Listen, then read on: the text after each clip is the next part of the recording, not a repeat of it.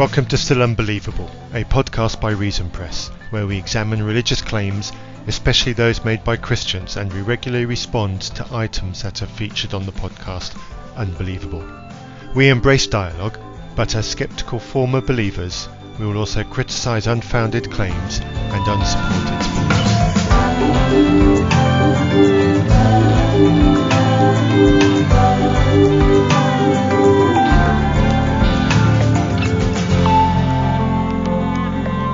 Hello everyone, and we are back from a break. The good news for you, the listeners, after this brief break is Matthew will sound better. Hallelujah. The bad news for you listeners is I'll sound the same. So there we are. But we'll press on. On the announcement front, SkyDivePhil, he worked with Matthew and I on the book Still Unbelievable. I think he wrote chapters 2 and 4, in fact, in the book, or maybe it was 2 and 3. I don't have the table of contents in front of me, but Phil is the reporter for the Royal Astronomical Society, and he puts out amazing work every day. And as usual, in that vein, Phil's newest video is cosmologists and astronomers responding to the Kalam cosmological argument, sometimes abbreviated KCA.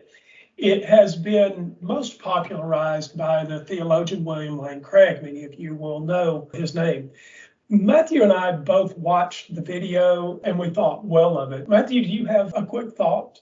I enjoyed the video. It's always nice to hear people with really good credentials talking about something like the Kalam cosmological argument, because I know I'm very critical of it. I know that you're very critical of it. It doesn't really hold for me, but it's actually nice to hear people who's got credentials worth listening to talking about it and why it's wrong. Roger Penrose is on it. We've got a clip from Hawking. We've got Guth as well from the famous BGV. And there's various others. It's got a good presentation on it. So it's a good long list of people who are featured on it. It's worth an hour of your time. It is. And if there's any takeaway for me, well, the top takeaways are this. First, the Kalam cosmological argument, as offered by William Lane Craig, is a specific formulation to a specific kind of cosmology. And the kind of cosmology that William Lane Craig is often attacking when he presents his version of the KCA is not the kind of cosmology that is being practiced today. So that was the first thing. And the second is the people that think deeply about the formation of the universe and about space-time are not remotely troubled by the Kalam cosmological argument.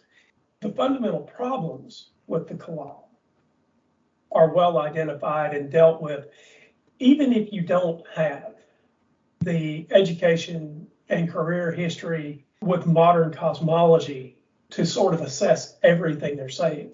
What is easily accessible are the problems with the KCA. At least that was my takeaway, Matthew. Did you have?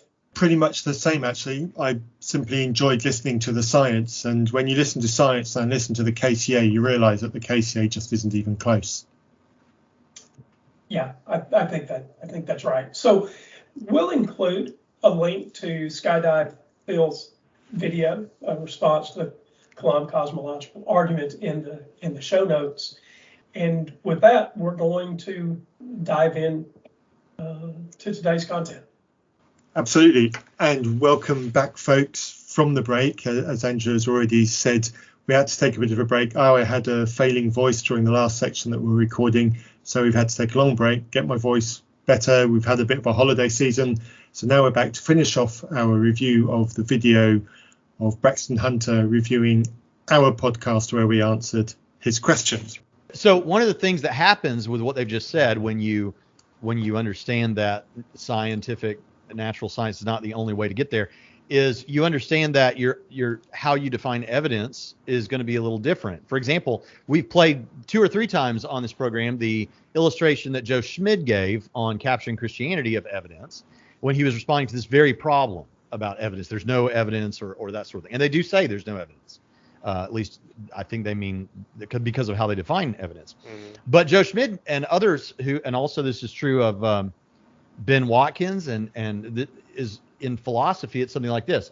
There chips, evidential chips that fall in favor of theism or of Christian theism. And all that means is, are there things that are true about the world that are more expected on the hypothesis that God exists or that Christianity is true than they are on some other hypothesis? And since, Jonathan, in every time we do something that we're talking about evidence, I get people in the chat or in the comments saying, episode about evidence, I didn't hear any evidence. Okay, well, here's why we think that way. We think that God is the best explanation for the beginning of the universe. If the universe had a beginning, that's expected on theism. We think that design is a chip that fine-tuning, that the universe seems highly fine-tuned for life to be possible. That's more expected on theism than it is on atheism.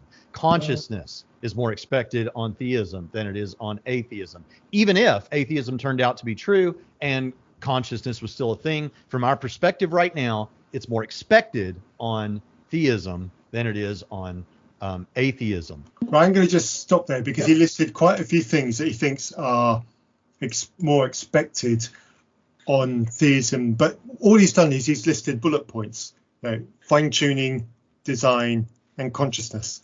The trouble is, those things are not necessarily very well defined, and if we have a discussion between various scientists and theologians on what design in the universe actually means, we'll have disagreement. If we have that same conversation about fine-tuning, we'll have disagreement over what it means. If we have that same conversation over consciousness, we'll have disagreement over what that means. So what they've done is they've just thrown out these umbrella terms which are not particularly well defined. There's much disagreement over what actually constitutes those things. They just throw them out and they say, these are expected under theism. But what version of that, what specificality of those things is more expected under theism? And how do we define it? And can you actually show it? For example, design. If you believe in a God that designs the whole world, then of course you're going to say this is expected under theism.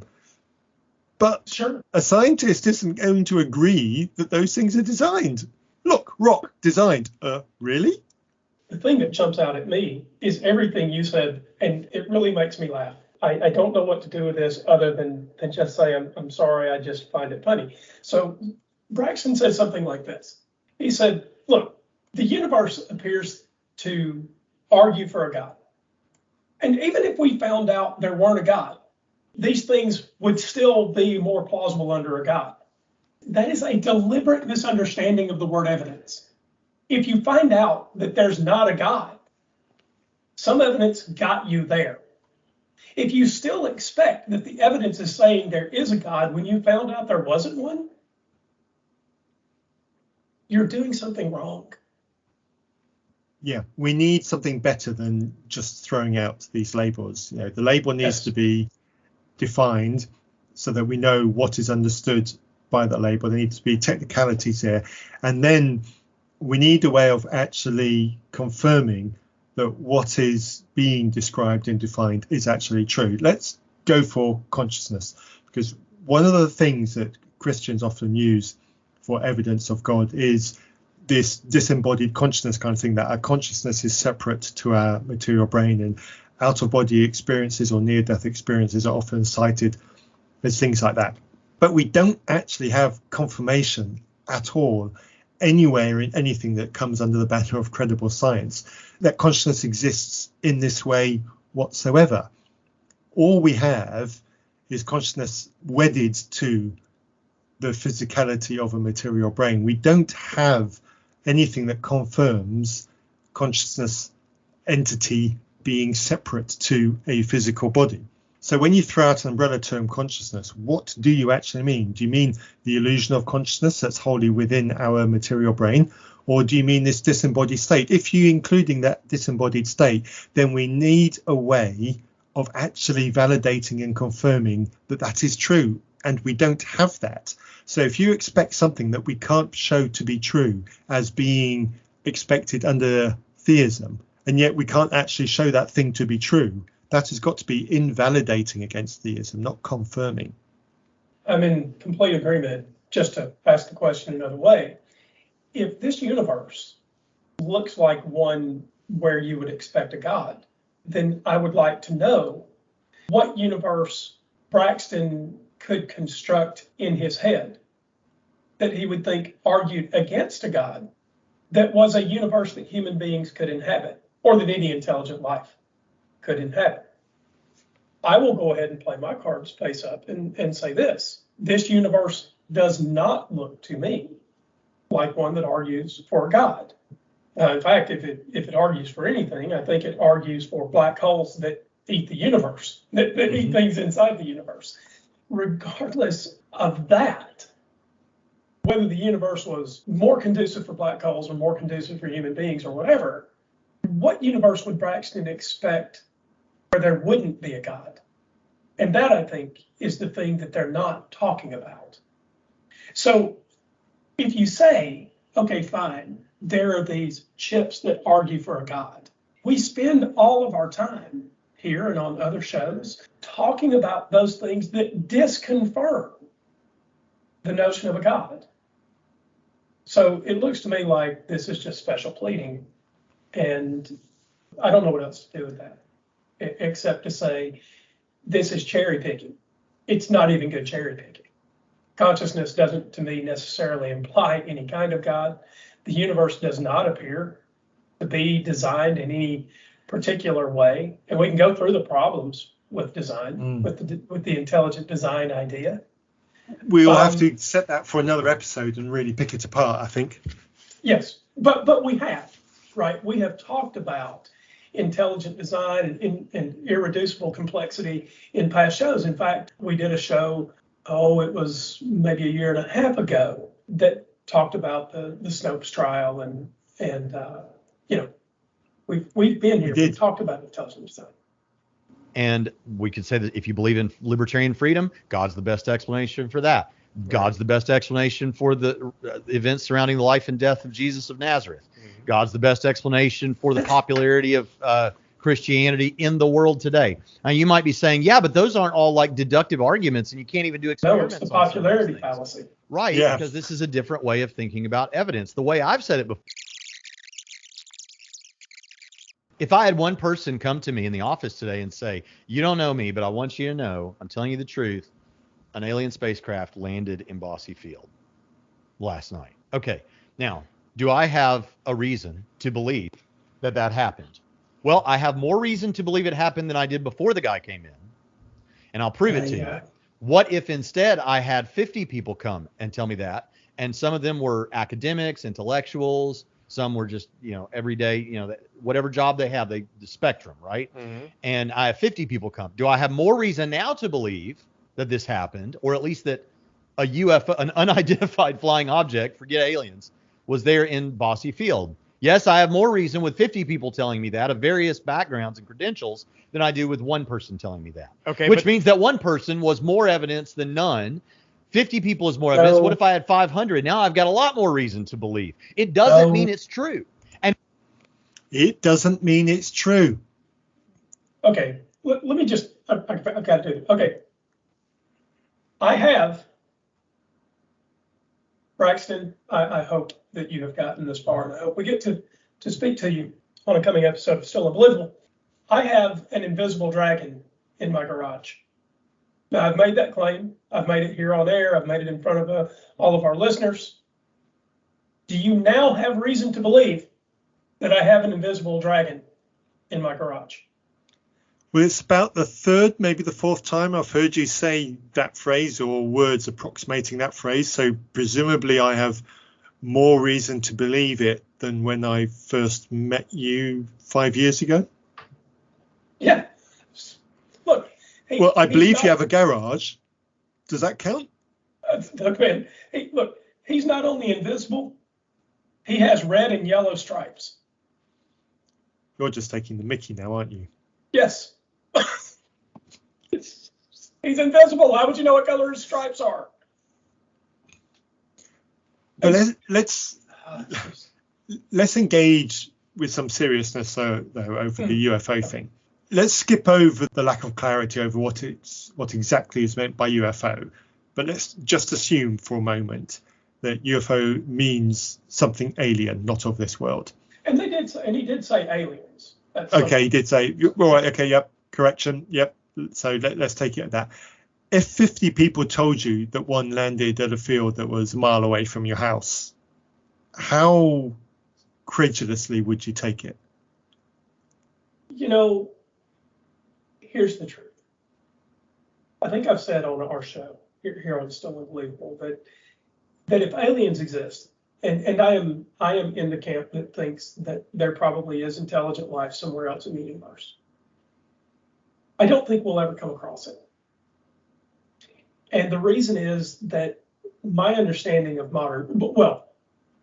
we may find alien signals at some point, a la, the SETI project or something like that. But the idea that we will ever visit aliens somewhere off in Tau Ceti, I don't see how that can be the case.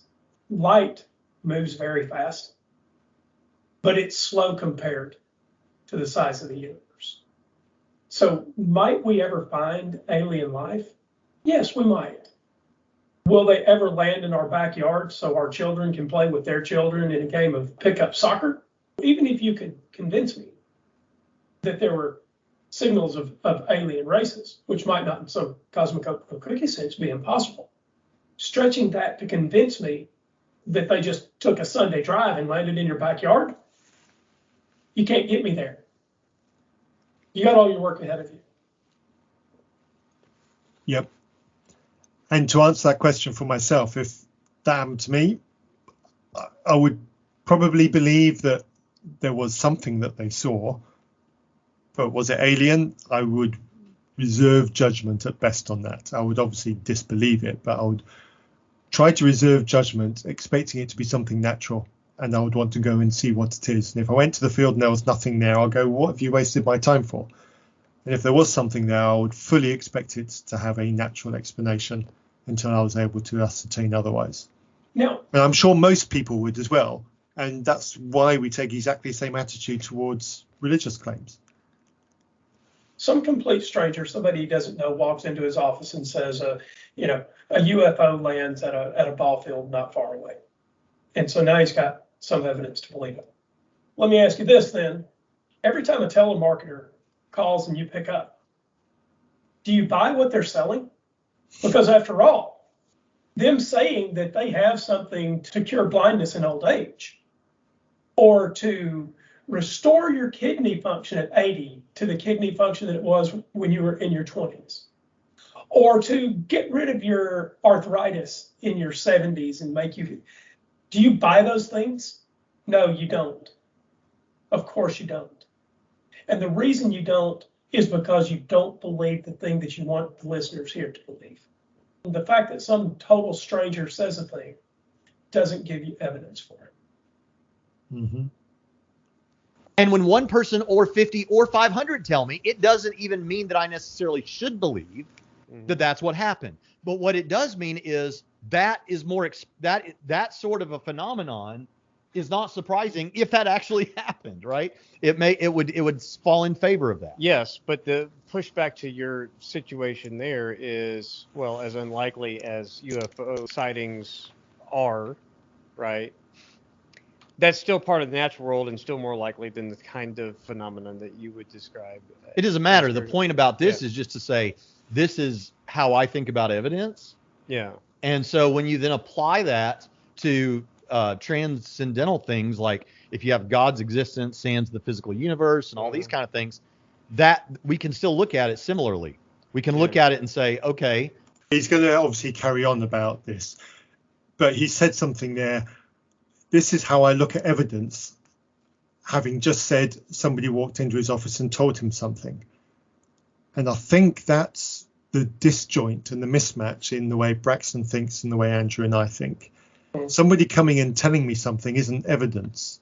Well, it's evidence that they told me something, but it's not evidence for the thing that they told me.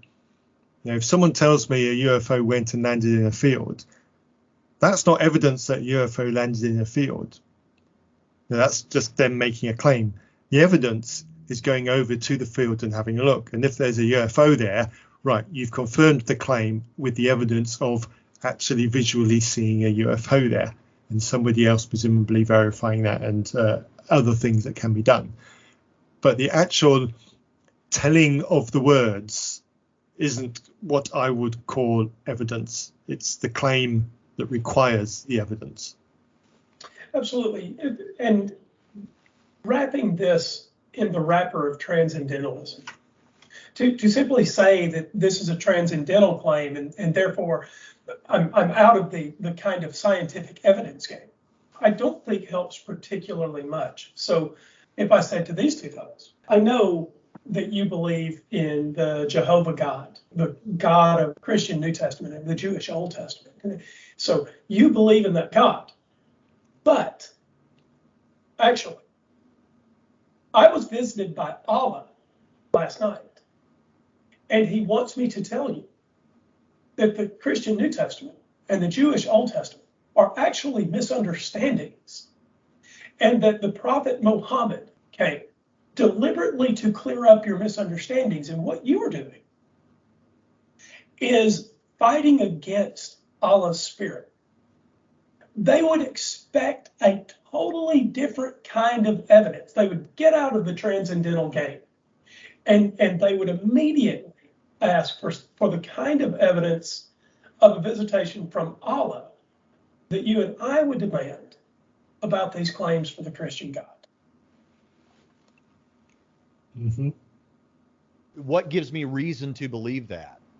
Are there things that are more expected on the hypothesis of theism or Christianity in the world, the negation of those things? Right.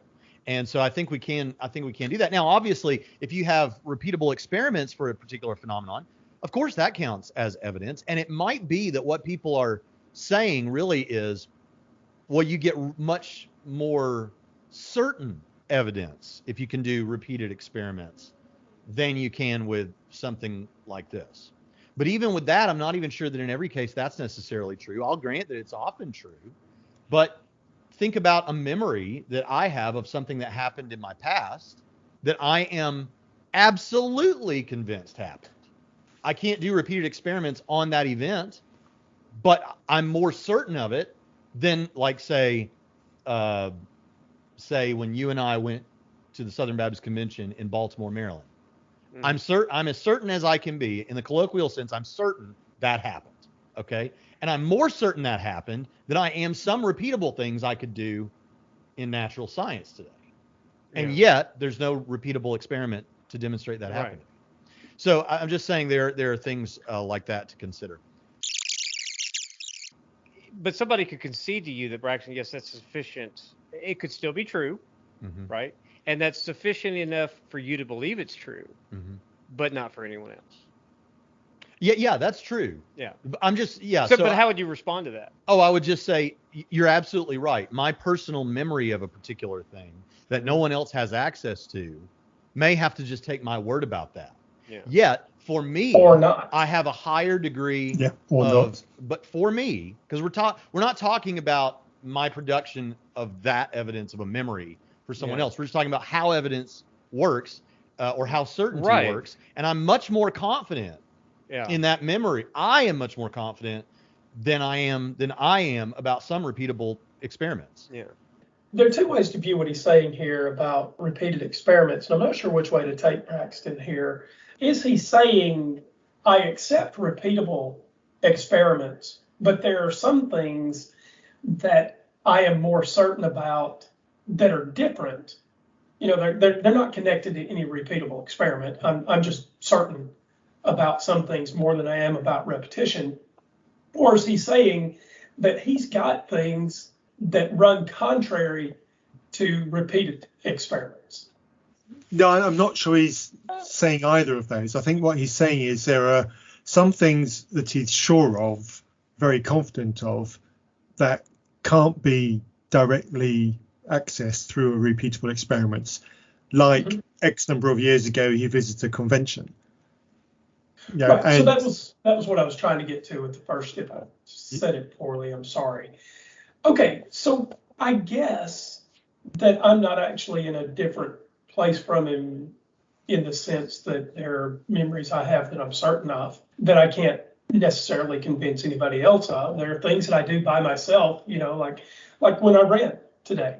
I could tell you about the cars I passed. You wouldn't necessarily have any reason to think that any particular car that I passed was one that I actually passed. You know, I could have some sort of mistaken identification. But I'd still be certain of it, even if you thought I might be mistaken for some reason. It would be trivial. I'm not asking you to stake any personal outcomes on my memories that I can't convince you of. But Braxton would have you think that there is a God.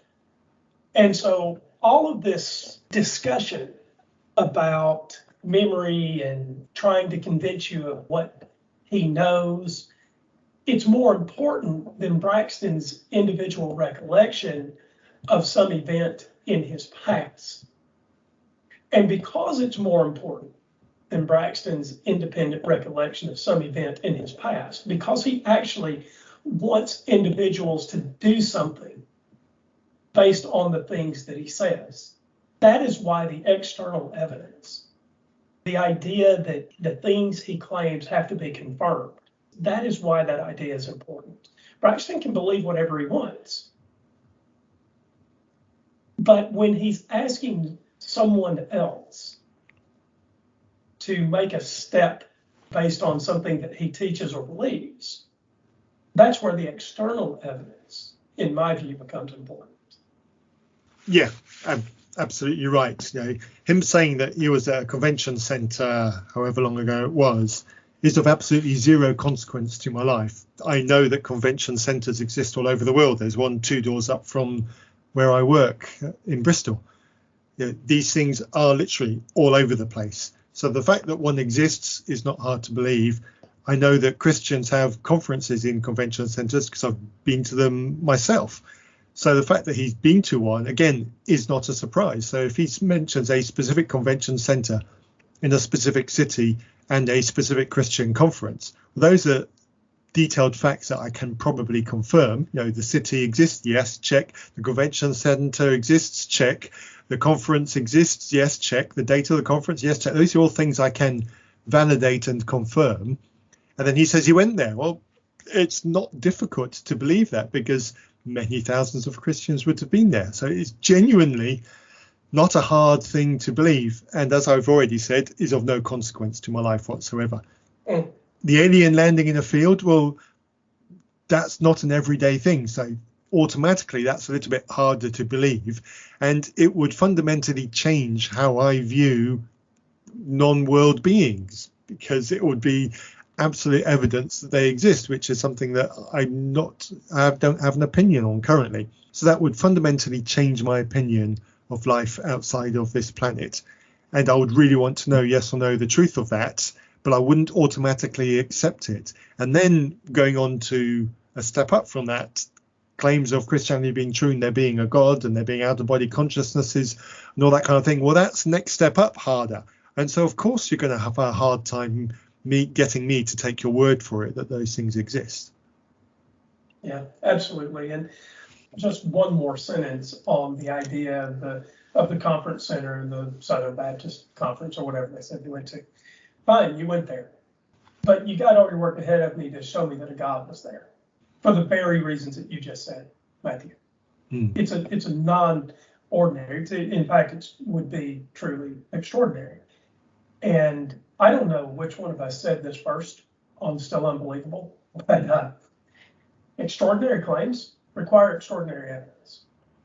Absolutely. Although we're going to get in trouble for that phrase, but before we get anywhere, I'm not going to let you get distracted by that phrase, because the Unbelievable podcast has just done an episode on that very phrase, and there are other Christian channels that have attacked that very phrase, and Andrew and I will be doing an episode on that very phrase. There's lots of material that Christians have said that for us to be able to work through, so we'll get there. Some point this year we will do an episode on that, and we won't spoil any of it by letting Andrew talk about it here. Oh, fair enough.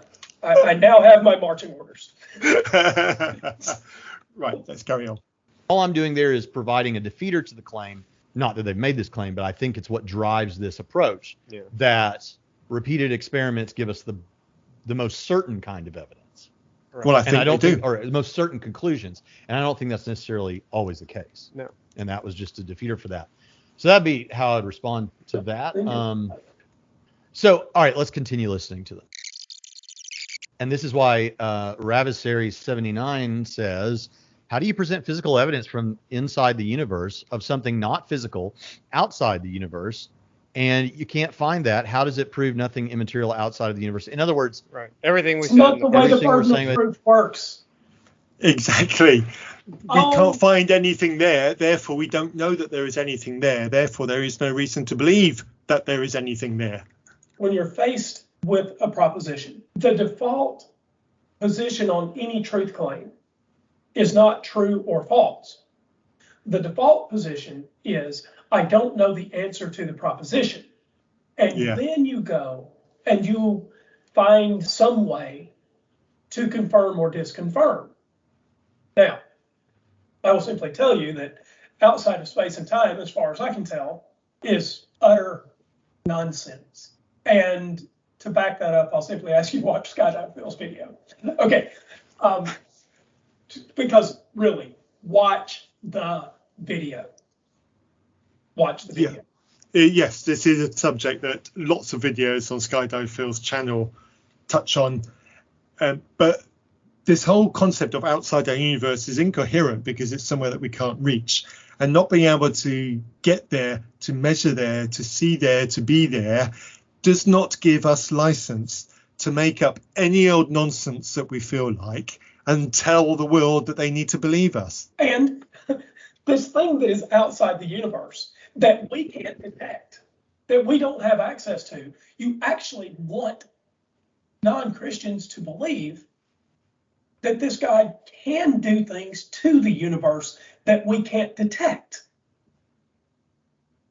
Let me just say that to you again. You want us to believe that this God who is outside the universe, that we can't detect, can do things to the universe that we can detect.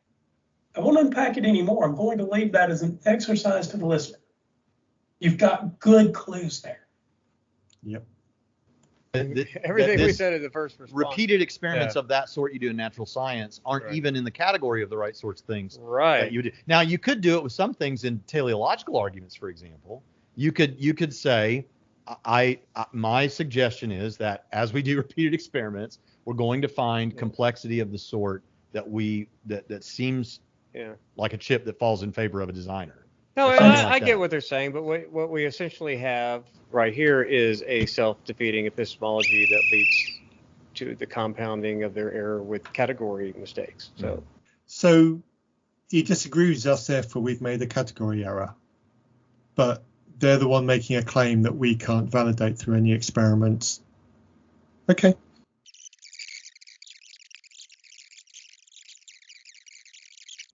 I think that flipping their analogy around mirrors what they're trying to analogize better, because we're asking the question. It's more like saying, is God there or not? Would be more like you're saying, I have no reason to believe there's a traffic light there. Right. And we're saying, no, there is a traffic light there. And they're saying, well, what's your evidence? Well, yeah, I mean, to step out of the analogy, with this analogy, you could, with a traffic light, just drive down there and take a look. Right. But what you could do here is you could say, all right, I'm saying there is a light, and this guy is saying let's say there's not a light. And this works with the analogy as they said it. And we'd say, okay, I have this evidence, but what's the other evidence? Well, for example, we could reason that the amount of traffic accidents at that intersection are far fewer than what we would expect to be the case if there wasn't a traffic light there. Yeah. We would expect this to happen a lot more. And as it turns out, there are about as many traffic accidents at this intersection as there are at intersections that we know where we've studied these things. Can you imagine what an intersection would look like if there were people who thought there was a traffic light there and people who didn't? Can you imagine the chaos? Well, yeah, look, I actually can. I think that's what they call liberal Christians and conservative Christians. Okay. I'm so sorry. No, look, I am very serious about this one thing without being snarky. this idea that you can have statistics about an intersection, that you can't go find out whether there's you have statistics about crashes at the intersection, but you can't go to the intersection and find out whether there's a traffic light? Come the hell on. Experimental sort of thing, but not on the thing we're talking about. And I took his analogy to be that what represents the repeatable experiments is actually going there and looking at it with your eyes. Mm-hmm. And I'm offering that now you could actually provide evidence without ever going to that thing to come to a solid conclusion. Right. That there is a traffic light without ever having to go look at it. Right. Yes, you could do that. But the fact that and in principle, if you can do it with that, you can do it for immaterial things, is where you're trying to go with this. Right. That's right. But they say but I always have in my back pocket that if it push came to shove, mm-hmm.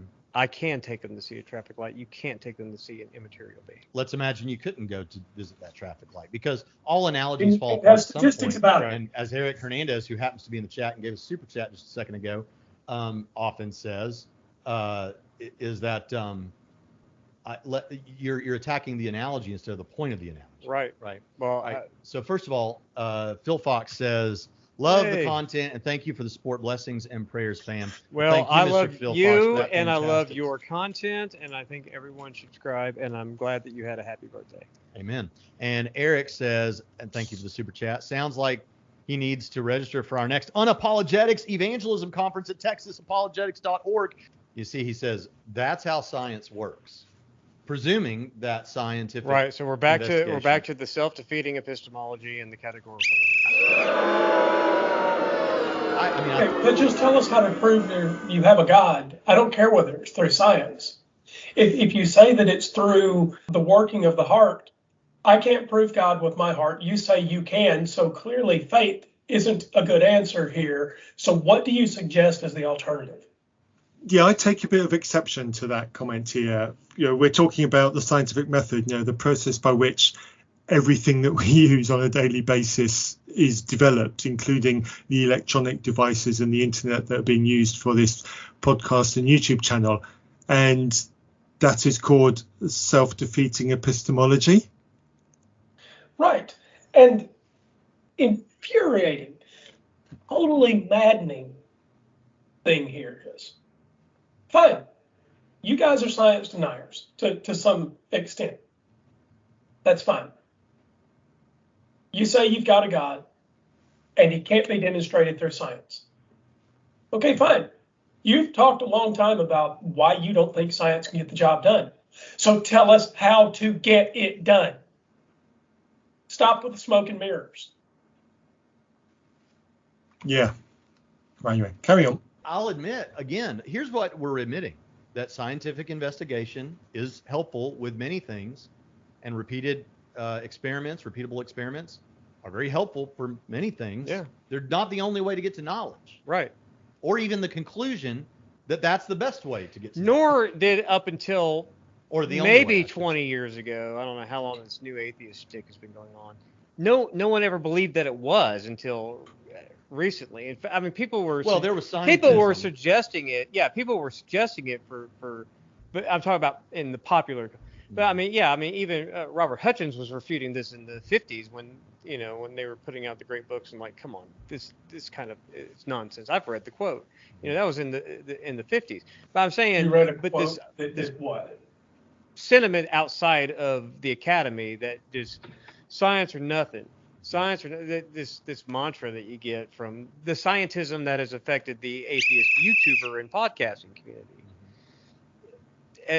That kind of popularization of that kind of worldview is 20 years old. Yeah, and Vera says, I still don't understand how science became the antonym to Christianity, and I'm a scientist. So yeah, This is the comment that I've been waiting for through this, because this is something that I want to address that comes nicely off the back of what's just been said. If Vera thinks that science has become the antonym to Christianity, that's Christians who've done that, not the likes of me. When I'm asking for evidence that I can test so that I can validate the claims of Christianity, that's me trying to apply the rules of science to Christianity. That's me trying to bring the claims of Christianity into the fold of science. This is me trying to be inclusive, saying, right, okay, you've got a claim. I am struggling to take it seriously. I don't know any way in which I can believe that. Come on in over to this methodology where we regularly question, challenge and validate and disinvalidate things through experiment, and where we actually make an effort to try to find ways of validating things. Come on into this house where we do this, and let's see if we can work out a way of validating your claim. But Christians don't want to do that. Christians are absolutely refusing to accept that kind of methodology on their God, because their God is apparently untouchable by science. It's the Christians who are making science the antonym to Christianity by refusing to come into the house of science. Yes. I'm not saying Christianity doesn't work with science. I'm not saying that science is the antonym to Christianity. I'm absolutely trying to welcome Christianity into that house. When Christians refuse to come into it, they're the ones who are making science the antonym to Christianity, not me. Right. By the way, that's the best point of the day. I wanted to just back a word that you used several times there, and it's not science. So everybody just inhaled. Wait a minute. Andrew's got another word in mind. Matthew's used science, science, science. The word that I want to back is method. Method. You see, when Matthew and I use the word science, it is just a shorthand for scientific methodology. Yes, exactly. That is what I mean. Yes, and it's what I always mean too. Well, I mean, okay, so there will be actual cases where I'm talking about an experiment, and I'll say it was a science experiment. In that case, I'm talking about the experiment. But if I use the word science in general, that is my internal shorthand for the scientific method. And if you've got another method, I will ask it again. If you've got another way to get to knowledge of a God, and you want me to have the kind of certainty that Christians have about a God existing, then you have to have a successful methodology for getting there. Mm-hmm. Peter Van Wagen has said that the greatest failure of metaphysics is that it has failed to deliver on the promise that it has made, which is to be able to distinguish true metaphysical ideas from false ones. Now, I'm going to just pull a slight podcast sleight of hand, because what Peter Van Wagen would acknowledge is that we're talking about transcendentalism to some extent. So I'm going to ask the question again. With two transcendental arguments, what transcendental principles do you use to tell which one is true and which one is not? What is your methodology? If you don't have one, other than you just believe one over the other, I can't be bothered. That is the thing. I need to be able to tell the difference. And if I have no way of telling the difference, then I have no way of knowing whether what you're telling me is true or not. Right. Why do you believe in a Christian Jehovah versus a Muslim Allah? Is it a thing in your heart? Is that what does it? Because those are the debates that I actually hear between Christians and Muslims. I hear Jesus came first and he claimed to be the Son of God, and and Muhammad didn't, or whatever the debates are, right? But whenever they're in their little cloistered corners fighting over these, they're not just fighting over some transcendental idea that the Christian God is better than the God of Islam.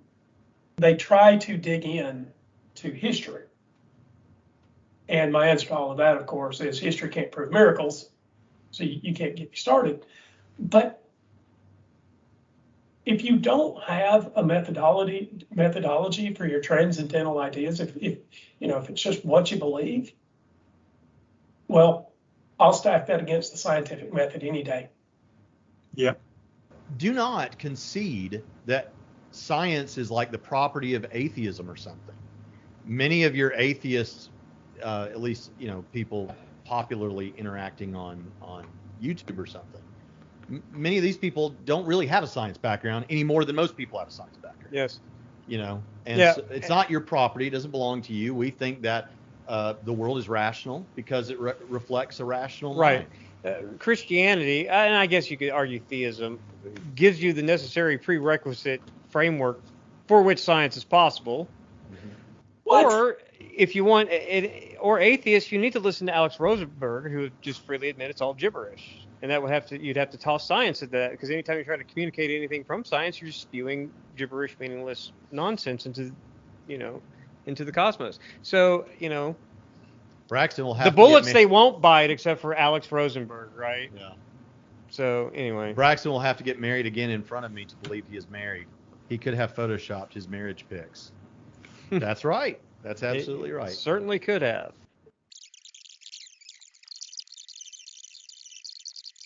We've said repeatedly on this program that, just because we believe a miracle claim doesn't mean we therefore believe all miracle claims. We don't say, because of this, jump a chasm, therefore Christianity, right? It's a cumulative case. So the question I like to ask is, if you don't believe all miracle claims, how do you differentiate between those that you do believe and those that you don't believe? Because if you've rejected the scientific method, yes, presumably you need another one, and presumably then the process is those that you like, or who it is that's telling it to you. Are you using any testing methodology whatsoever to differentiate between the miracle claims that you're going to believe and the miracle claims that you're not going to believe? Or is it purely on your perspective of the character of the person that's telling you? Once you have done away with your rigorous testing methodology, what do you have left? Now, I would hope that they would say there's some kind of testing. But then the response becomes, well, why not try to put everything into some kind of test? Surely, if you acknowledge that testing works, let's try to find a way to test everything if we can. And if we can't test it, how can we validate it? Because somebody else's say-so doesn't really help very much. No. For our regular listeners, I've got a miracle test for you. You've heard it here before. So, look, I don't know, Matthew. This is why the idea of the miracles in the New Testament don't get anywhere for me. I don't care whether you think demons were cast out, or whether you thought water was turned to wine, or Old Testament miracles. I don't care whether you think the prophets of Baal were consumed by fire. I don't care. I don't care. And here's why. We fake miracles every day. Yeah. We fake them every day. People are easily deceived. Yeah, if you search on news channels that report on religious organizations enough, you'll sooner or later come across somebody who's faked a miracle claim. There are high-profile pastors that have gone to prison over things. Yes. Darren Brown, fantastic magician. He converted a scientist to religion, and after explaining the trick, the scientist remained religious. We are easily, this is atheist. And it is not like even the best of us believe outrageous things. We can. And we can believe them for bad reasons. Even after the trick is explained, we can go on believing. So you still got your work ahead of you guys. But this isn't finished up. This gets more interesting, so I'll shut up. On the subject of that, you've just reminded me of an anecdote that's several years old. Again, it was listening to one of the regular podcasts that I listen to, and it was somebody who does these kinds of paranormal investigations. And there was statue. Let's just say it was a Catholic cathedral. I can't remember what church building it was, but let's just say it's a Catholic cathedral because these things are normally associated with Catholics. And it was one of the statues who are up on the top, on the outside of the building, not on the inside, up on the outside. Under certain conditions, it would appear to have some kind of ethereal glow around it. And so people who are believers were of want to say it's some kind of shining light from God, or maybe it was the spirit of the person who the statue was meant to represent. There was something supernatural, godlike that was associated with this glow. Anyway, the investigator discovered that it was actually a reflection of light under certain conditions. Let's say, for example, it was full moon with low cloud cover. You had some reflection of light, and at the right angle, you actually had a reflection of light of this white stone statue up on the building, and it looked quite fabulous. And this guy said he proved his finding by it being under certain lighting conditions, and it became predictable. Weather condition X equals statue will glow. Oh, look, it does. Weather condition Y, it won't. Look at that. So he confirmed it through a predictable test. He reported his findings, and he said there was an elderly lady who excitedly asked him what his findings were. And he said, oh, it's just reflection of light. There's nothing spiritual going on whatsoever. And she turned around, looked at him and says, I prefer not to believe that.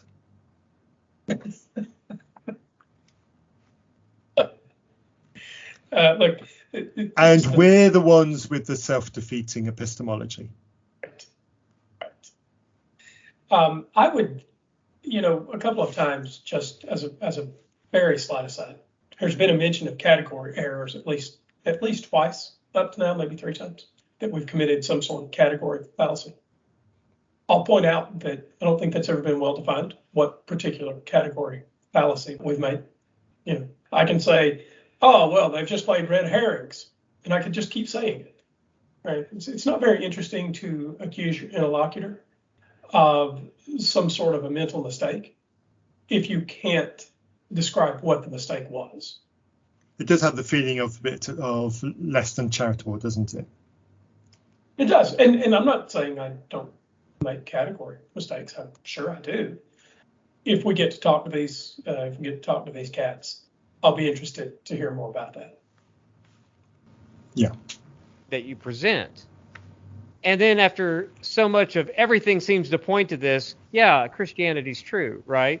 There's this, and this, and it just, okay, with all this, it's just, come on, Christianity's true, right? But nobody has ever made the claim that, because this sort of weird phenomenon occurred, therefore Christianity's true. No, it could be right. a number of and that's weird the rant that we need to make. First of all, Slam RN just became a member. Woohoo! Praise the Lord. What would we do? 2 in 1 day. Okay. First of all, I'd love for you to. I'd just like to pick up, actually. He says nobody's ever made the claim that because something is true, because of something, Christianity is true. Isn't the Kalam cosmological argument exactly that? The universe had a beginning, therefore the Christian God? The teleological argument. Oh, and maybe some of you folks have heard about this death, burial, and resurrection thing that Christians bang on about. Because they think that's true. That's why Christians, that's why Christianity. So, and by the way, if you don't think the death, burial, and resurrection claim is unusual, well, you're not paying very close attention. So, yes, actually, Christianity is built on a system of unusual claims. In fact, they're so unusual that you can't unwind them with the scientific method. So what they're saying here about 2 things I want to say about this. First of all, yes, you're absolutely right. Not just that if we accept one miracle, it doesn't mean we accept anyone who claims a miracle. But or 2, that any one miracle leads to. And that's where I want to say is before this week is over, and today is Friday, and I mean this, before Saturday at midnight, I will have heard at least one atheist on YouTube say, when we present, I will hear an atheist say, Well, the kalam or a contingency argument or whichever argument doesn't necessarily doesn't get you to the Christian God. It just gives you some God of the philosophers. Right. It's a two-step approach. We're classical apologists. Mm-hmm. First, you show that God exists. Oh, you then are. Second, you show that God raised Jesus from the dead. And the reason for that is there's a higher likelihood that Jesus raised from the dead if there was a God to have raised Jesus from the dead. Right. So he correctly called out on video something that I'd actually just said. So congratulations, Braxton. But just because Braxton doesn't say that, it doesn't mean there aren't a multitude of Christians that do say that. And they do. KCA is rolled out an awful lot for evidence of God. And almost daily, if you go onto the Unbelievable Facebook group, there'll be all sorts of Christians who will say all sorts of things. They'll point to oddities and peculiarities in nature and say, haha, evolution can't have done this, therefore could a Christian God. And they will say that an awful lot. The Kalam cosmological argument, at least as popularized by William Lane Craig, is this. Everything that begins to exist has a cause. The universe began to exist, therefore the universe has a cause.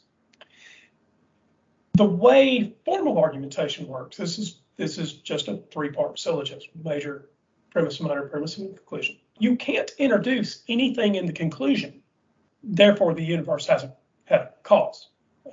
You can't, that's the conclusion of Kalam. You can't introduce anything in the conclusion that is not in either the major premise or the minor premise. Here's why that's important, kiddos. The Kalam doesn't have a God in it. There's another point here, though, and that is any of these kinds of arguments, they're still only arguments. Whether you take the Kalam and build other arguments on it, or take design or consciousness or any of these other theistic arguments and then build other arguments on it, you're still doing it by argumentation. You're not bringing evidence. You're not bringing anything we can test. And whether your path to God is using one argument or 20 arguments stacked, because you mentioned cumulative case just before I paused him, so we'll probably get to that in a minute. You're still, all you've got is just arguments. At no point at all is there anything that's been validated through any methodology at all. So there could be an argument right down at the bottom that's utterly flawed, like the Kalam. So if you're building anything on it, then it's your proverbial house on the beach, really, isn't it? Right, shall we see what he says? Yes. And so, so there you go. Yeah, that's right, Vera. Patrons getting some love. And then secondly, I want to say, hold on.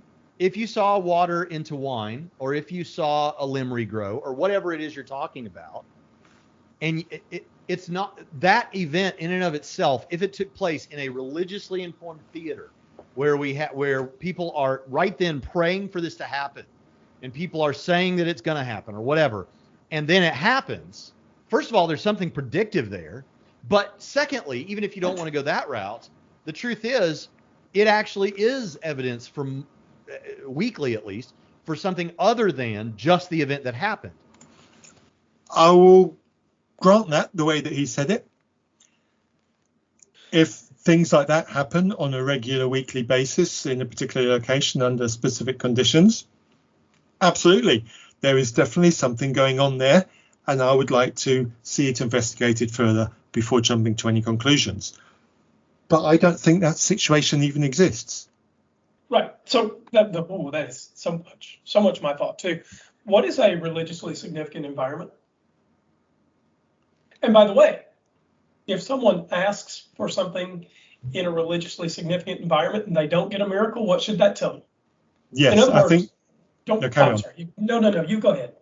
I was going to build on that and say, if the evidence of it happening is something interesting, and then you make a claim about it, and then it doesn't happen according to your claim, then that is disconfirming evidence. Now, we've both been in situations where we have had prayer for a miracle.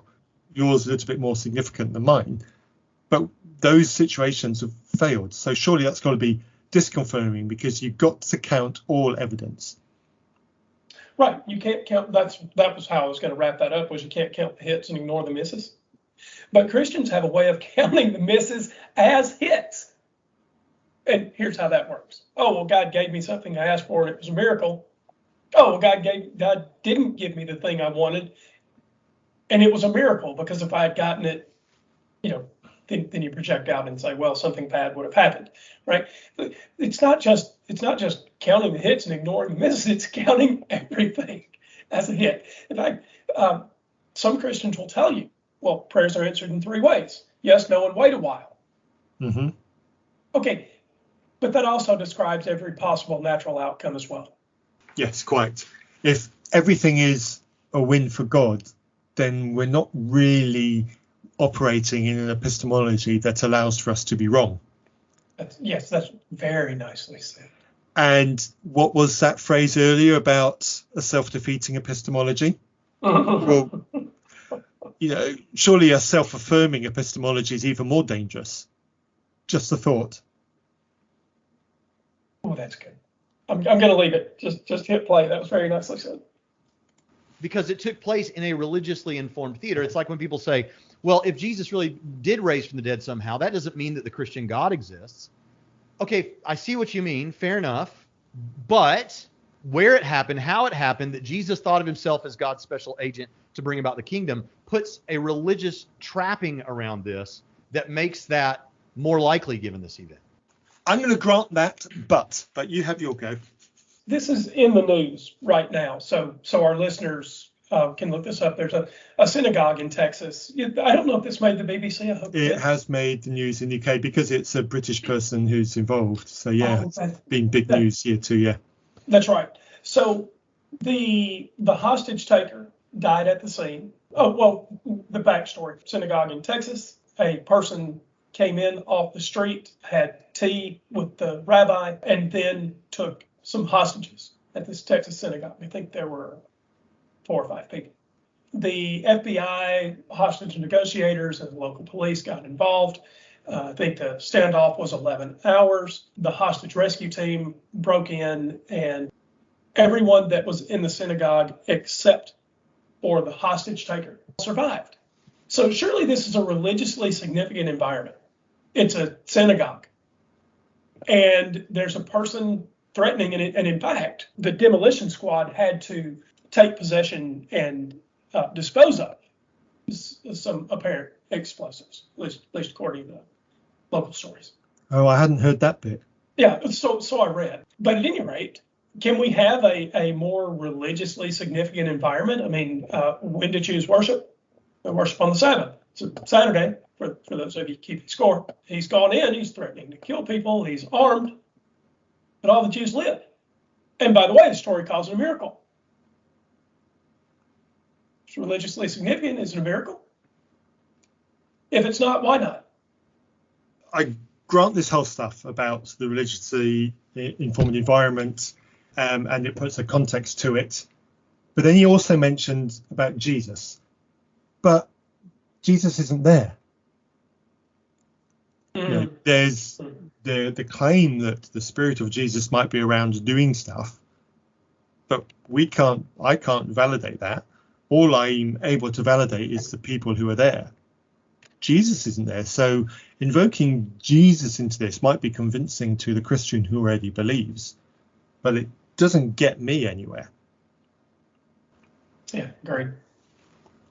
With a lottery ticket, right? What if you have a religiously charged context surrounding that this church had put out a list of all the charitable things that they were going to do, and they really, really meant that they were going to do all of these charitable acts and all that if they won if like Miss Bessie, her lottery ticket won, right? Because you always have a Miss Bessie in a church, and she's the one that's holding you up at the line at the gas station.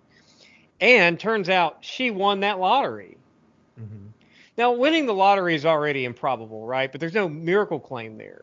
But I would suggest that, given the highly charged religious theater of that, even something that, doesn't seem miraculous, why that one?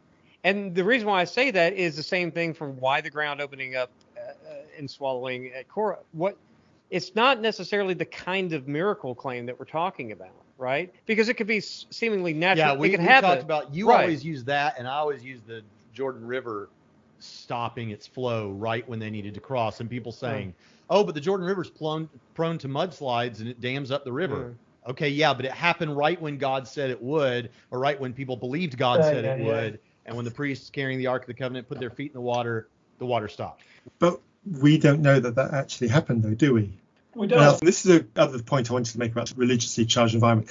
If you are in that kind of environment, and I've been in many of them myself, you've been in many of them yourself, you've got everybody of one mind in terms of they all believe effectively the one thing. There's an expectancy about it. Then you're all manipulated by the fancy worship music, etc.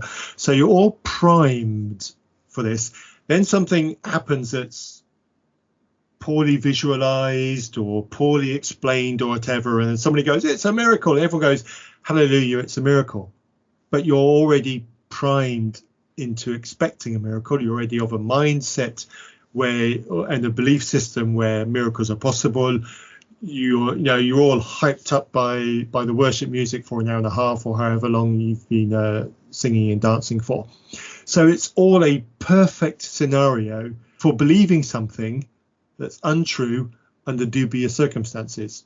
And to get to the thing that Braxton's just said about crossing the Jordan because the mudslide did it just at the right time, it's text written down in a book. There is no way of being able to validate it at all. You're just reading text, and because you believe in God, because the Bible is the inspired word of God according to the religion, you therefore need to believe the words that are in the Bible. Therefore, when the Bible says this happened at the Jordan River and it was just a perfect moment, and oh wow, coincidence?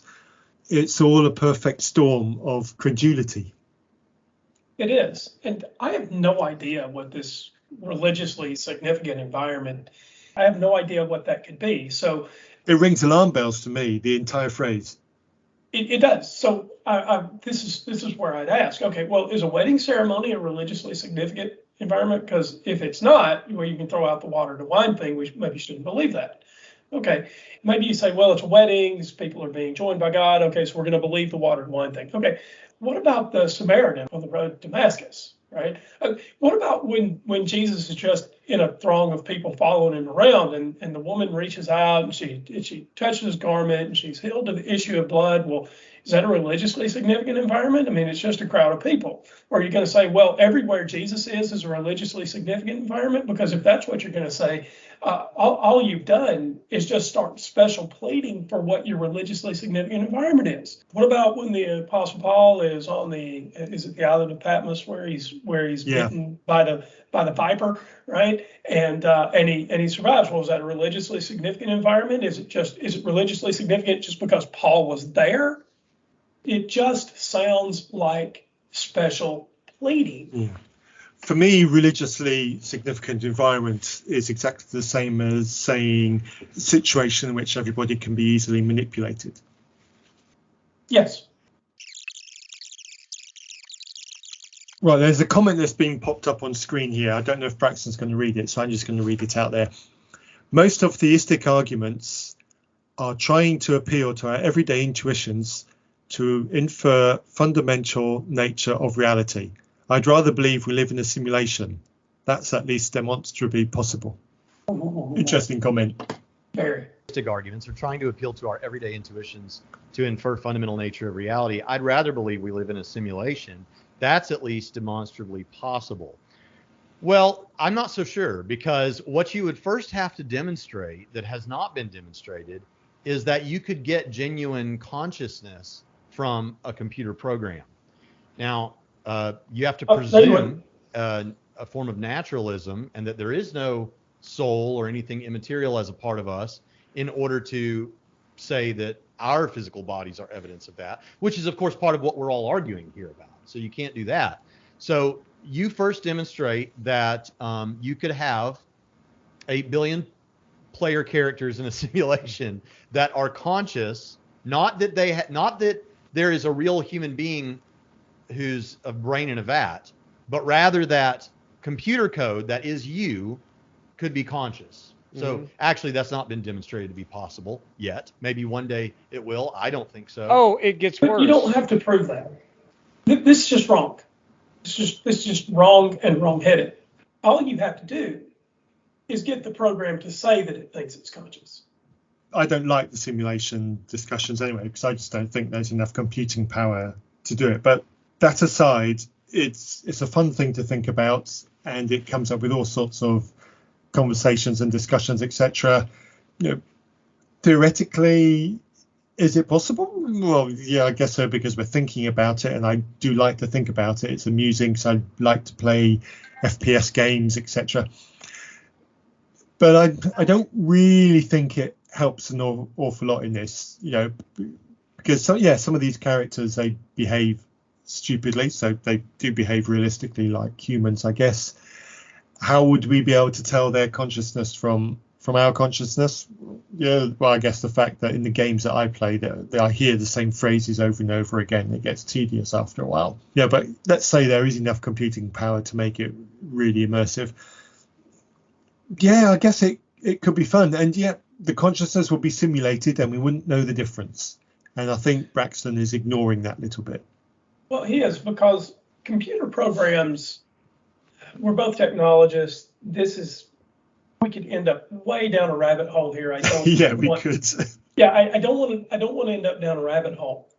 But I'll say this: if you program an accumulator for a calculator, the accumulator doesn't have access to its own code, right? It's just a series of events that run on a processor. My point is this: when we are asked whether we are conscious, we don't have access to the sort of code that runs inside our brains. We don't experience the chemical interactions. We don't experience the biochemistry that causes the things that we say and the things that we do.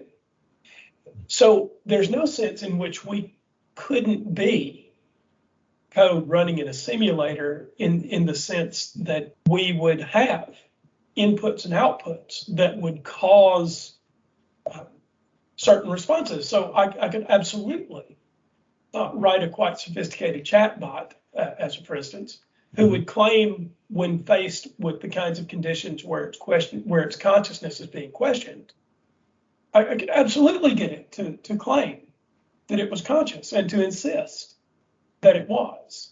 Now, look, this is down a rabbit hole. This idea that a simulation is somehow less plausible than the God idea, I don't think holds up very well. And they're going to keep on with this, so maybe we'll say some more. But yeah, there's good points there, actually. And in my job, I'm software developer for the company that I work for. I develop some of the in-house software that 100 odd users use on a daily basis for processing orders within the system we do at work. And so I spend some time of the day in phone conversations with the users because they're having some trouble with the software. And they quite often talk as though they use words like the software's glitching, or it's got a mind of its own today, or it's doing something really odd today. They talk as though sometimes the software might even be doing something that it's not supposed to do because of, it's just having a funny day. I've literally had people talk as though the software is conscious. So it's having a funny day today, the software. But what it really is a bug.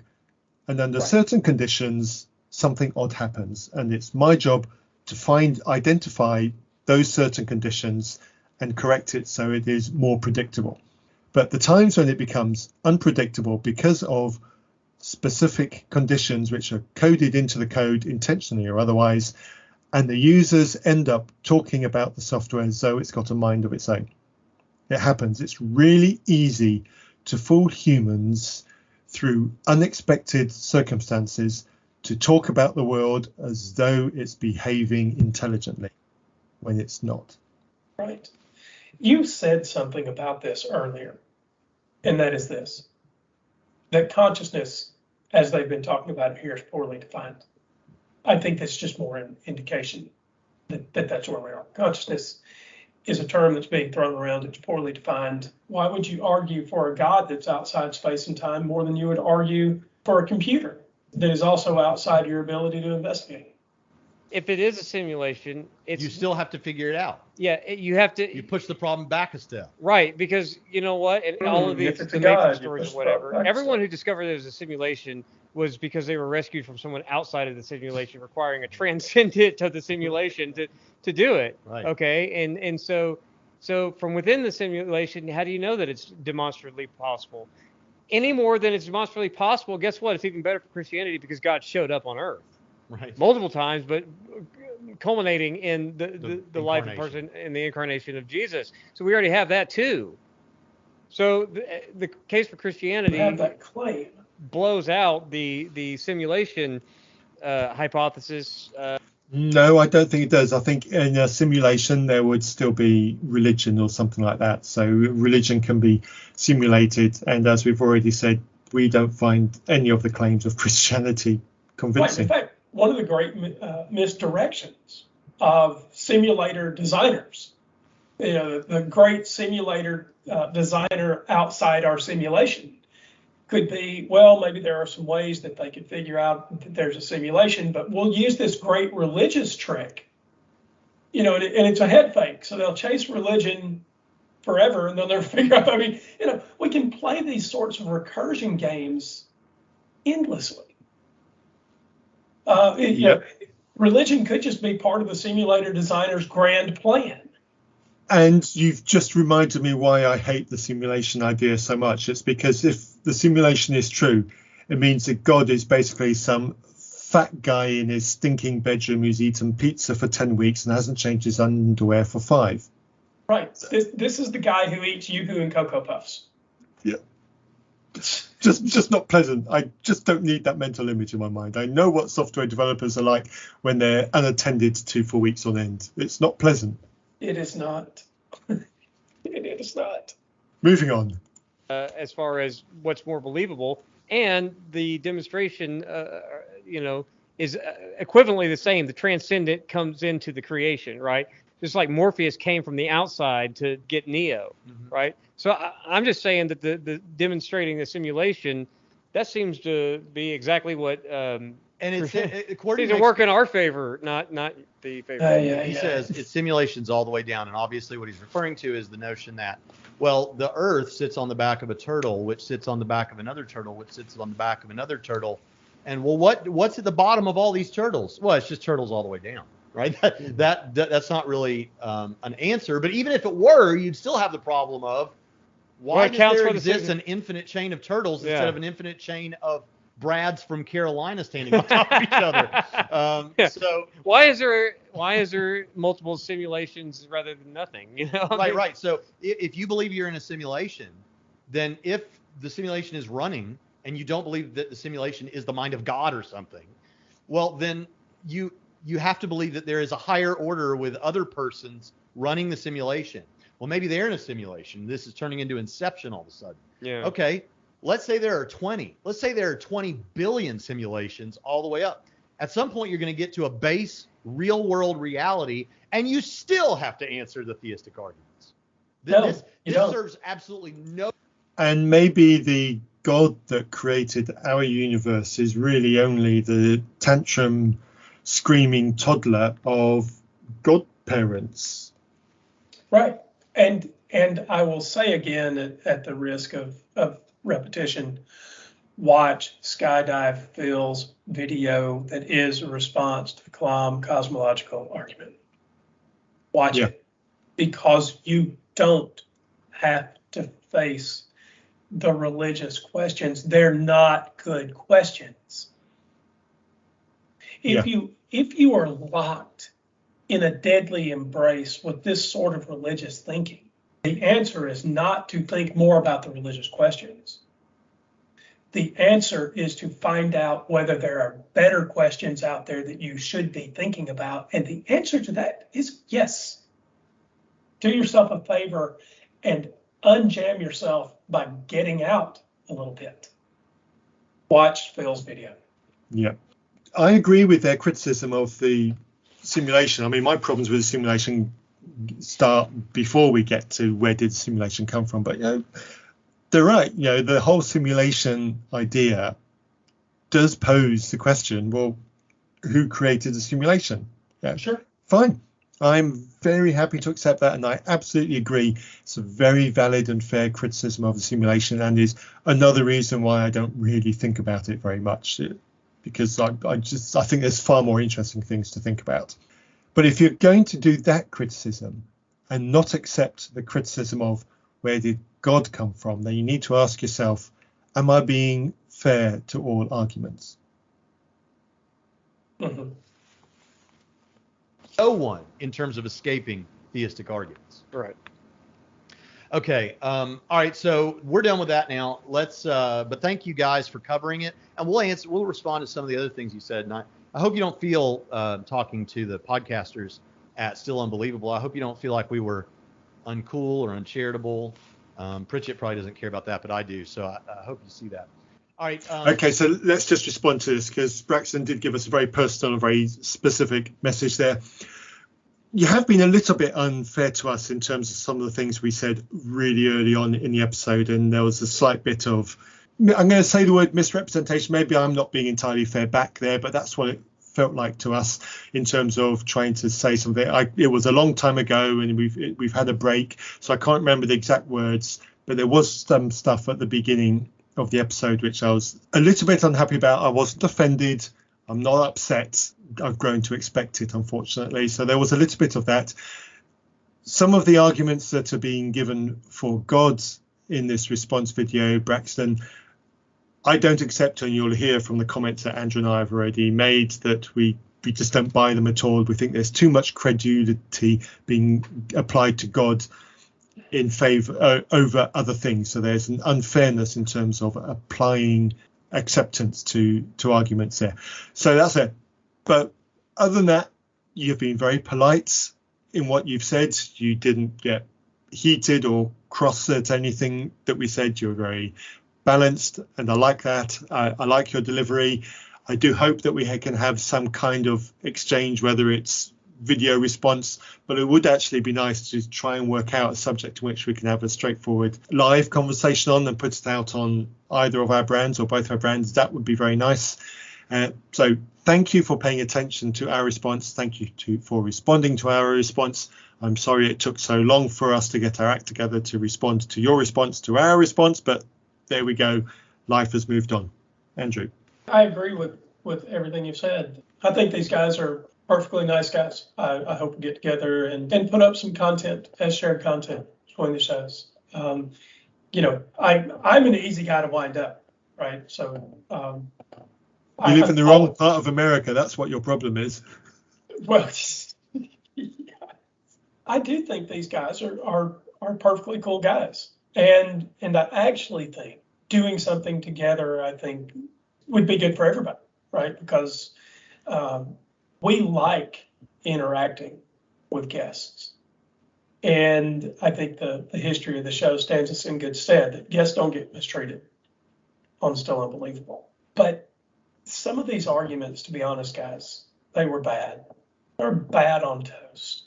Now, I realize that both of you will think that some of our arguments are equally bad. Then let's get together and let's talk about them. Let's have that out. Let's do it where everyone can listen. Let's see what comes of it, because what I do sense is a hope for honest engagement. And that you definitely get here at Still Unbelievable. And I think you guys are honestly engaging. If you hear this, we'd love to get together.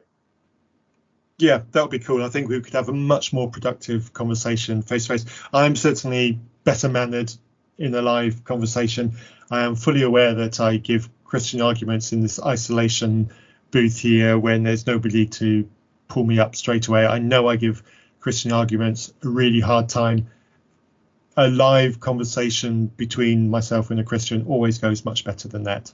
Now, these guys have one more point to make in this video, which I really want to get to, and it's a good way of ending it out. They've stopped talking about our podcast episode answering Braxton's questions, and they move on to a related subject of deconstruction.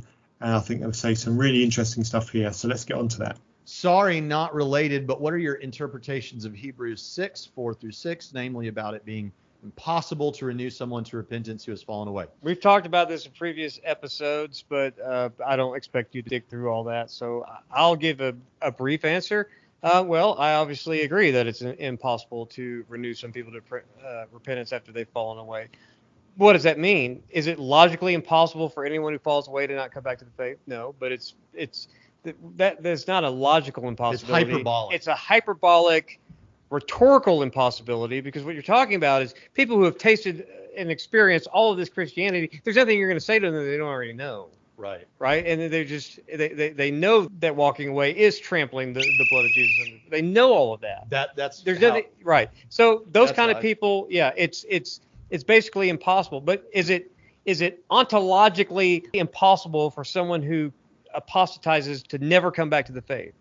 No, that's not what it's saying. It's just hyperbolic. I think so, and I don't think that really cleared it up for me. But Braxton's going to move on to the interesting bit. So yeah, it's both possible and impossible for people like us who've walked away from the faith to go back. That hasn't really helped me very much there. Did that help you, Andrew? No, and here is why it hits me wrong. Going back to the faith means something different to Christians than it does to you and me. Yeah. That is that we don't use the word faith the same anymore. So going back to the faith is going back to this sort of idea that my internal knowledge, it's been a big part of this show, right? My internal knowledge is good enough to justify a belief in God. I can just pick that and go back to the faith. That no longer makes sense to me. I'm aware that I'm fallible. And by the lights that I use, I wouldn't go back to the faith because I think Christians should leave the faith. Mm-hmm. So of course I wouldn't go back, but I think the more subtle issue here is we don't use the same epistemological tools that Christians use. That's been a big part of this show. What do we mean by evidence? From an ontological sense, what things make up our universe? As far as I can tell, one of the things that is not in my ontology because I don't see any way to justify it is a God that lives outside space and time. Ontologically, that's nonsense to me. Watch SkyDivePhil's episode. And because ontologically, I don't conclude that a God is likely, of course I'm not going back to the faith. It's not, from my view, I'm not doing something wrong. I'm doing something right. So of course I'm not going back. Yeah, but there was also something specific was said here, which I want to take issue with. I didn't trample all over the blood of Jesus.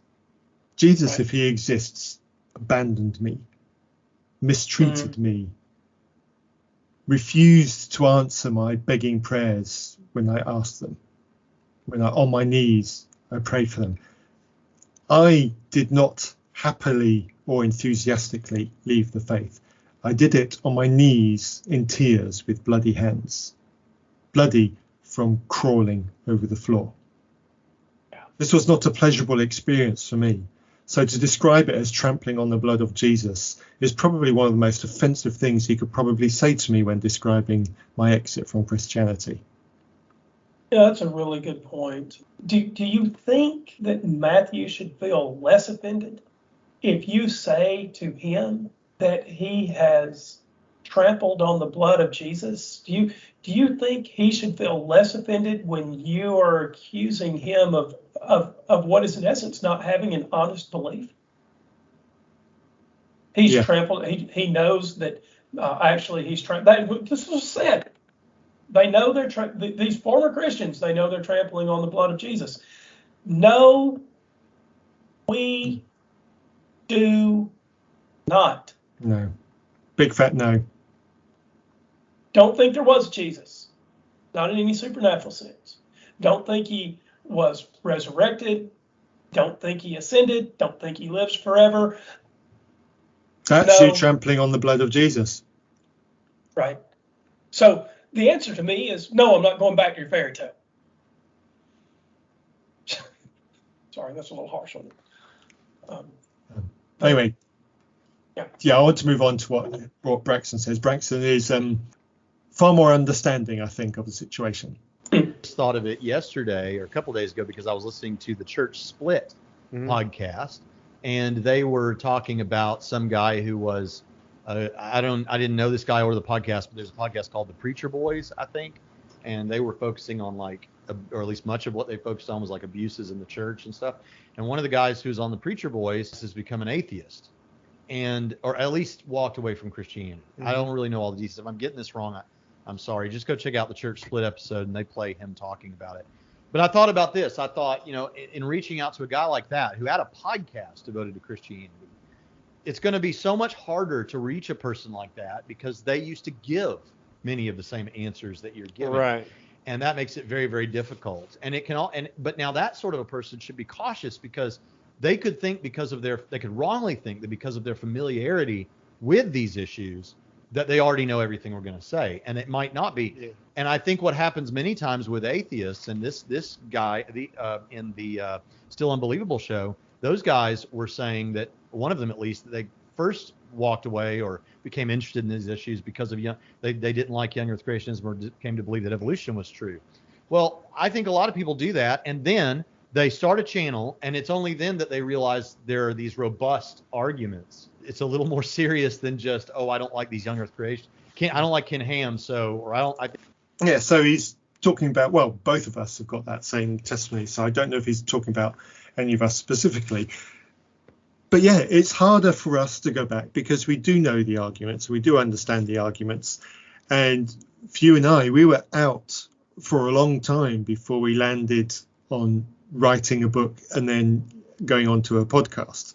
So we'd been exposed to a lot of the Christian arguments, and we'd thought them through, and we'd challenged ourselves internally and decided still no.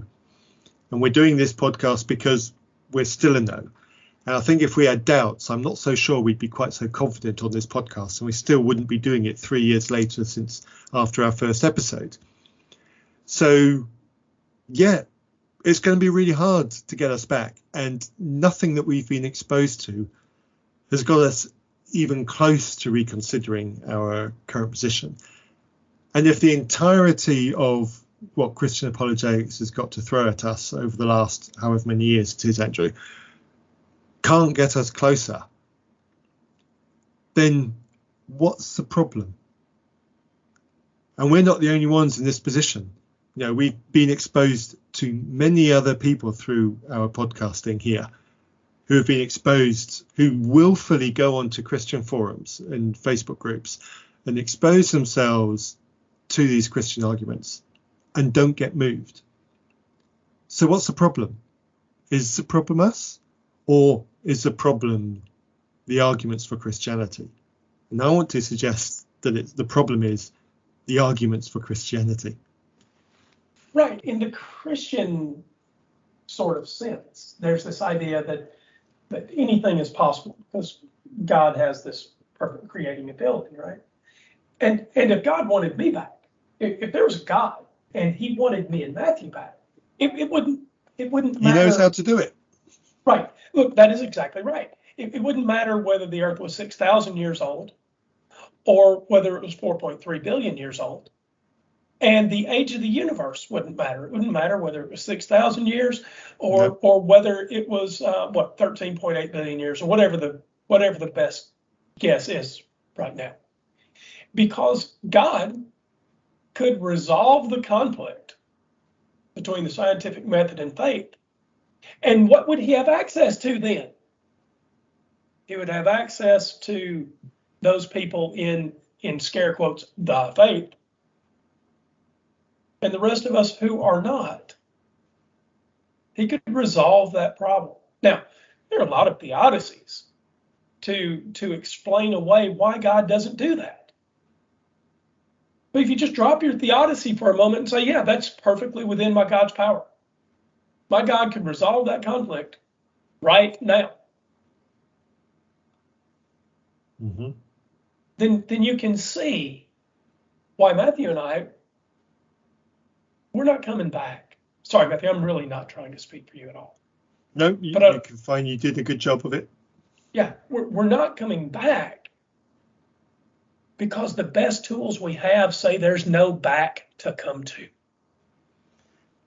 And we're not coming back because we're happy and enjoying stomping over the blood of Jesus. We're not coming back because when invited, Jesus made it clear he didn't want us. That's right. That's what it's like for those of us who leave. It's not as if you and I didn't do our due diligence about young earth creationism. I read the global, universal, worldwide flood of Noah.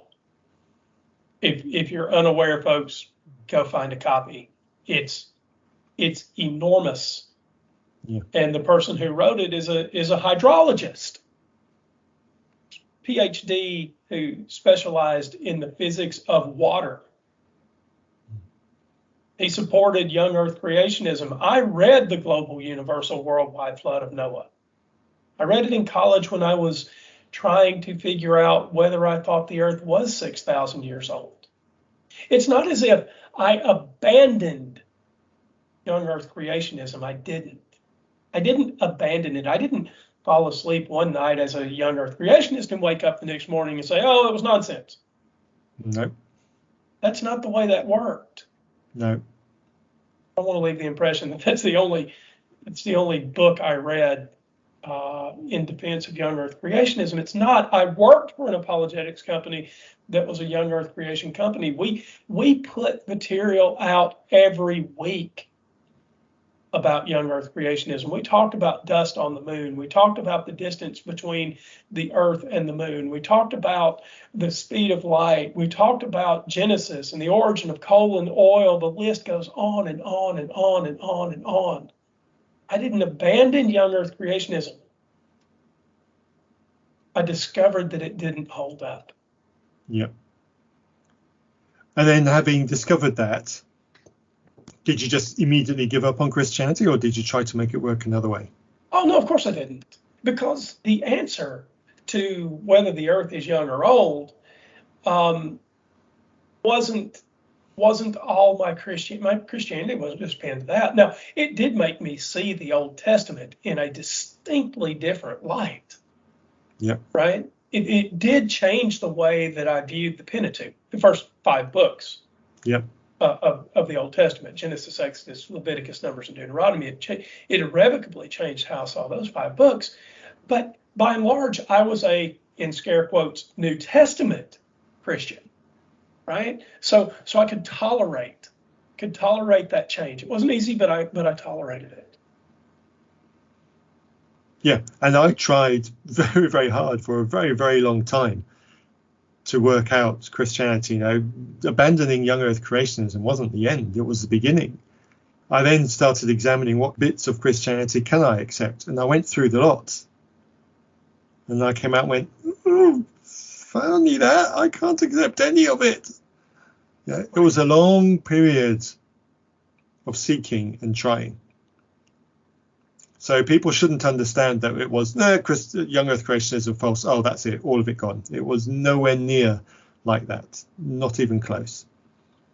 No, I was a Christian for 15 or 20 years after this sort of realization that the Old Testament claims of creation couldn't be literal, right? Yeah. But there is it did in some sense start my deconstruction, right? Because it made me question how to trust the Bible. Right. And that, in the end, is the thing that led to the undoing of Christianity for Andrew. It was, how do I learn to trust the New Testament? We talked about it through this episode. What miracles can I believe? Which ones can't I believe? And even if there are miracles I can believe. What does that say about miracles that aren't related to Christian claims that aren't miracle verifiable, like the ability to live forever? That's something that's blocked off from even modern Christians. There's no miracle that can tell you can live forever. You just have to go experience living forever, but you can't do that until after you die, right? There's no miracle for that. Does God properly judge you? Well, how do you get to know? Well, you just have to wait for judgment. Thank you for that, Andrew. We've spent far longer on this 1 hour video than I ever expected I would. Thank you, listeners, for putting up with this. I hope it was informative to you. We'll see what comes out from it next. Maybe we'll get a conversation with Braxton, or maybe we'll get another 2 and 4th over something else. We shall see. We'll keep paying attention to his channel, and if there's more questions that he puts up, which maybe he will do, we'll definitely jump on to those. Thank you for the time spent with me, Andrew. We'll now start planning for the next episode. I've got some guests that I need to reach out to do some episodes on, because we've got people who we contacted or touched base with at the tail end of last year, and we need to reach out to them and get some planning on for episodes for this year. To remind listeners of a comment that we made on an earlier podcast about female guests, I'm absolutely going to make an effort to have some more female guests on this. If you know somebody who you think would make a good guest, or if you have an opinion that you think would make yourself a good guest, please get in touch and we'll see what we can do. Until the next episode, thank you for listening.